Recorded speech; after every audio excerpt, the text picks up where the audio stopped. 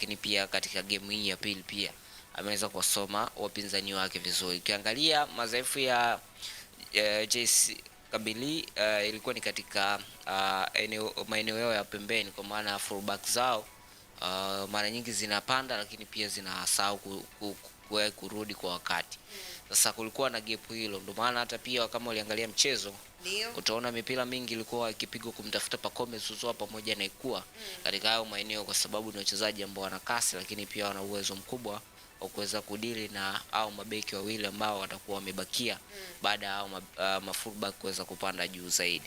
Lakini katika mchezo wa kwanza mwalimu alikuwa anazuia kwa formation ya 1-4-1 akimtaka Prince Dube anakuwa katika eneo la juu pale kuweza kuanzisha ile press. Lakini katika mchezo huu kutokana na kwamba Jessica Kabylie wao walikuwa na namba 6 wawili, alikuwepo Babakar Sale pamoja na Bujema ambao walikuwa wanakaa katika eneo la namba 6. Kwa hiyo walikuwa na idadi kubwa katika eneo la kiungo, so alihitaji wachezaji wawili ambao wataanzisha press katika phase ya pili, ukiachana na phase ya kwanza ambayo build up ya mashambulizi ilikuwa inaanzia pale kwa Jessica.